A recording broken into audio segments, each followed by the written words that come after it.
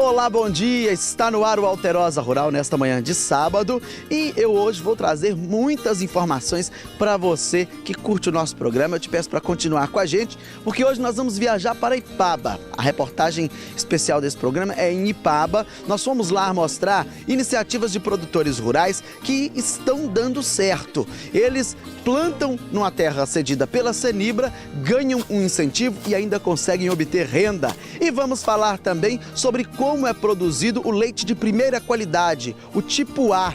Tudo isso e muito mais você confere comigo a partir de agora. Está no ar o meu programa, o seu programa, o nosso programa. Está no ar o Alterosa Rural.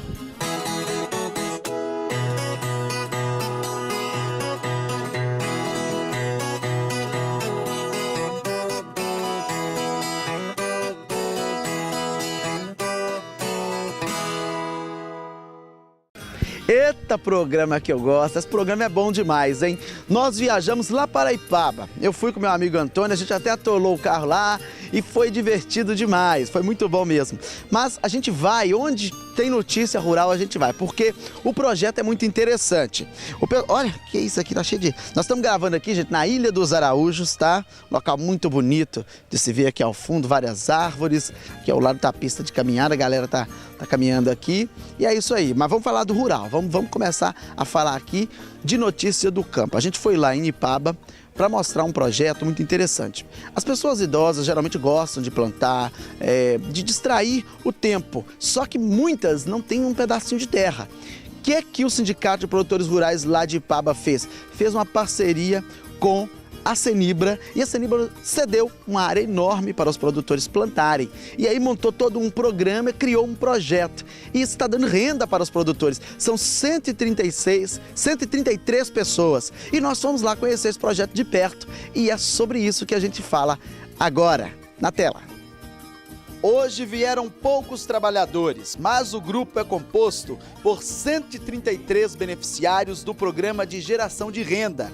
A terra é da Senibra, as sementes também, mas quem planta e colhe são os produtores rurais de Ipaba. O ser é isso, e quando ele está na roça, ele está desaparecendo de muita coisa, a mente dele fica mais leve, né?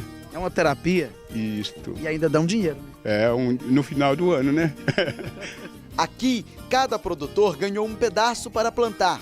O terreno é dividido em quadras. Na área de 290 hectares tem banana, mamão, milho e o feijão. Como o plantio é rotacionado, os produtores têm mantimento o ano todo. Agora a gente vai mostrar a qualidade do milho que é produzido aqui e depois vamos falar do feijão. Mostra pra gente aí. Tem o milho, né? Que a gente fez a plantação em outubro do ano passado. Já está na hora de colher. E já temos o feijão, né? Já plantado. E antes de colher o milho, já estão fazendo nova plantação. Seria a de feijão. Trabalhar com a terra não é fácil. Requer esforço dos produtores. Aqui, todo o serviço é manual, mas vale a pena. O projeto já mudou a vida de muitas famílias. Nossa, mudou minha vida muito. Antes eu não tinha um salário, assim, eu não tinha salário igual eu não tenho. O nosso salário aqui é quando a gente vende o milho, a gente tem o salário da gente, daquilo que a gente vendeu. Vende o feijão, aí a gente tem o salário também, o dinheiro que a gente vendeu o feijão. A gente colhe uma mandioca, a gente colhe o feijão, colhe uma banana, colhe um quiabo que a gente planta, abóbora, aí a gente ajuda em casa, né? Na lida do dia a dia e no meio de uma turma dessa, sempre tem história boa para contar. Sabe o que os produtores fazem para espantar as pragas? De largata e era um final de ano, né? A gente tá com vontade de descansar, mas vendo aquela dificuldade dos trabalhadores, nós tentamos aí o recurso que nós tínhamos com os remédios, mas não deu certo. Aí eu trouxe aqui uma benzedeira, rapaz, e foi matata, tá? Mataram as lagartas com oração e as foram tudo embora. Ela falou, o que ela disse pra você quando ela chegou aqui? Ela falou assim, ó, amanhã você pode voltar aqui que essas lagartas vai estar até limpo um caminho, que elas vão lá pro rio. E na hora eu fiquei assim, não acreditando, né? Mas no outro dia, quando eu cheguei aqui, eu vi que era tudo verdade mesmo. O santo ajuda, mas cada um tem que fazer a sua parte. A gente colhe, aí passa ele no sol um pouco e põe ele no litro, fica o ano todo sem dar bicho. Aí a gente, na época de planta, a gente testa ele, tira os caroços e coloca no chão para testar se ele nasce ou não. Aí se ele nascer, a gente continua plantando ele. O saber popular é uma característica que não pode faltar. Mas aqui também tem as orientações dos profissionais da área. Os produtores recebem o apoio da Emater. Para custear as despesas com a aragem da terra, por exemplo, 10% do que é produzido são recolhidos pela mantenedora do projeto.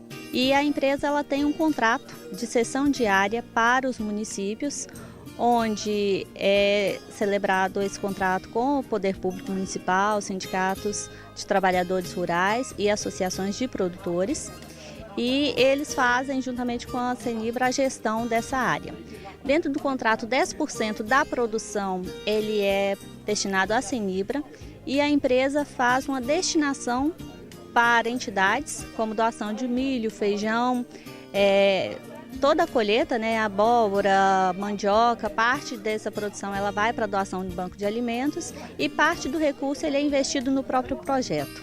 Você viu aí que matéria gostosa de fazer? Muitos desses produtores utilizam essas atividades aí como terapia. São alguns idosos, alguns mais jovens também, mas utilizam isso como uma terapia para poder descansar a mente e acabam obtendo renda com esse projeto. Parabéns à Prefeitura, ao Sindicato de Trabalhadores Rurais lá de Ipaba e também a Senibra por estar apoiando esse lindo projeto. Nós queremos mostrar mais aqui. Eu até conversei com o Zé Roberto, que é assessor da CEMIG, falei: ô Zé Roberto, se tiver novidade aí, pode mandar pra gente, porque nós queremos que essa energia positiva, essa energia de trabalho e de positividade se alastre e que mais pessoas desenvolvam atividades como esta aí. Gente, vamos dar prosseguimento no nosso programa, porque agora é hora do meu amigo, professor Alexandre Silvio, ele que é docente na Faculdade dos Vales do Mucuri e Jequitinhonha, tá chegando aí com o quadro Fala Companheiro. Você confere na tela. Olá, companheiros, bom dia, bem-vindos a mais um programa Alterosa Rural. É um prazer estar aqui com vocês novamente, né? Falando de tudo, falando das coisas do campo, as coisas do meio ambiente, da produção agropecuária. Mas a partir de hoje, né? A partir desta semana e para as próximas semanas, nós vamos abordar um assunto que nos aflige há muito tempo, principalmente os moradores da Bacia do Rio Doce, mais especificamente dos moradores às margens, das cidades às margens do Rio Doce. Nós estamos falando da tragédia ambiental que aconteceu em novembro de 2015, com o rompimento da barragem de Mariana, a barragem da empresa Samarco de mineração. Nós sabemos que foi uma grande tragédia, não só ambiental, mas também uma tragédia social, econômica. Pessoas morreram, dezenas, né? Praticamente 19 pessoas morreram nesse evento. E além das pessoas perderem seu patrimônio, seus bens, né? Tem todo um processo que desencadeou esse rompimento, esses milhões e milhões de metros cúbicos de rejeitos que desceram para o rio Gualax, que pegou o Rio do Carmo, Rio Doce, indo desembocar lá na Foz, lá na região do Espírito Santo, em regência, contaminando também o mar. Né? Então nós tivemos uma tragédia realmente sem precedentes aqui no Brasil e nós vamos comentar um pouco mais sobre essa questão. Muitas pessoas me abordam na rua perguntando sobre alguns aspectos e nós vamos focar em alguns deles. O primeiro deles é com relação aos peixes que são presentes na bacia do Rio Doce. Em 2016, mais precisamente em agosto de 2016, iniciamos um projeto de pesquisa para avaliar a situação dos peixes na região do Médio Rio Doce. E nós capturamos, né, foi realizada captura de peixe no rio Corrente Grande, que é um rio que deságua no lago da UHE Baguari, que é a empresa de geração de energia elétrica, né, a hidrelétrica de Baguari. Nós capturamos peixe também no lago da hidrelétrica e capturamos peixe também a jusante da barragem, ou seja, abaixo da barragem. Assim que a água passa pelo lago, passa pelo represamento, volta a correr normalmente no Rio Doce. E nós capturamos peixe também a jusante da barragem, né? Tecnicamente nós falamos a jusante da barragem. Bom, e analisamos cerca de 28 elementos minerais nesses peixes que foram capturados, de diversas espécies, tanto peixes nativos quanto os peixes exóticos, né? Não houve discriminação com relação à coleta desses peixes.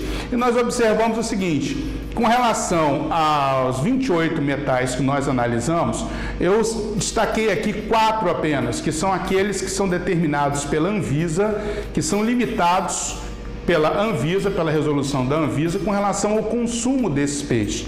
São eles o cádmio, o arsênio, o mercúrio e o chumbo. Ok? Analisamos mais elementos, mas vamos tocar apenas nesses 4 elementos aqui, nesses 4 metais pesados, que são metais altamente tóxicos à saúde humana. E nós observamos o seguinte, que os peixes capturados no Rio Corrente Grande, que foi um rio que não sofreu o impacto do rejeito, né, que desceu o Rio Doce, nós encontramos um número muito mínimo, muito pequeno de peixes contaminados. Apenas uma leitura no meio de dezenas de leituras de metais. Uma outra coisa que nos surpreendeu também foi no lago, que nós encontramos apenas um indivíduo contaminado. Mas a jusante do Rio Doce, no período de agosto, onde o rio estava mais baixo, nós encontramos um altíssimo grau de contaminação desses peixes com relação aos metais pesados, 4 metais que eu citei, inclusive alguns peixes com contaminação de mais de um desses metais. Tá? E nós concluímos que isso provavelmente foi devido ao maior contato desses peixes com o leito do rio, com o fundo do rio, exatamente onde esse rejeito está depositado. Nós coletamos o peixe no período seco, então por isso que o leito do rio estava bem baixo e os peixes tiveram um contato maior com esse rejeito no fundo do rio. Bom, podemos afirmar que essa contaminação de metais por esses peixes foi devido diretamente ao rompimento da barragem? Não, não podemos afirmar, porque nós temos outros exemplos na bacia de contaminação de peixes com metais pesados, principalmente na bacia do rio Piracicaba. Mas é um alerta para todos nós, né, que pensamos ou que realiza pesca no Rio Doce, que consome esses peixes, principalmente a jusante no período seco, esses peixes realmente estão contaminados. Então nós aconselhamos que não se faça uso ou consumo desses peixes. Mesmo a pesca dos peixes exóticos estar liberada, né, nós não aconselhamos o consumo por conta do risco. E lembrando, essa contaminação, né, qualquer efeito dessa contaminação não será observado a curto prazo, mas sim a médio e longo prazo. Ou seja, daqui a 20 anos, 15 anos, 10 anos, é o que o indivíduo comendo esses peixes regularmente é que vai perceber a alteração na sua qualidade de saúde, né, com o surgimento de algumas doenças. Então, companheiros, um conselho, né, é claro que a pesca ela está liberada para peixes exóticos, está aí a critério de cada indivíduo, mas o nosso conselho é que realmente não faça uso, não consuma, tá, os peixes do Rio Doce, principalmente a jusante de Baguari, peixes coletados no período seco, porque o risco de contaminação ele é muito elevado, ok? Então, um abraço a todos vocês e até a nossa próxima semana. Até lá! Obrigado, professor, pelas informações. Semana que vem o senhor volta. E depois do intervalo, você vai saber como é produzido o leite de primeira qualidade, o tipo A. É logo após os nossos comerciais, eu volto já já.